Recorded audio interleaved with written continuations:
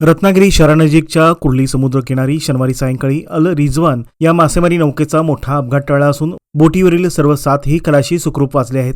सोसाट्याचा वार आणि बोटींच्या पक्क्यात जाळे व कचरा अडकल्याने ही नौका अनियंत्रित होऊन किनाऱ्याला लागली. या धडकेत बोटीचे थोडे नुकसान झाले असले तरी सुदैवाने कोणतीही जीवितहानी झाली नाही. सध्या समुद्रात वादळी वारे आणि पाण्याचा तीव्र प्रवाह असल्याने मच्छीमारांमध्ये भीतीचे वातावरण असून खबरदारी म्हणून अनेकांनी हंगामाच्या सुरुवातीलाच व्यवसाय बंद ठेवण्याचा निर्णय घेतला आहे.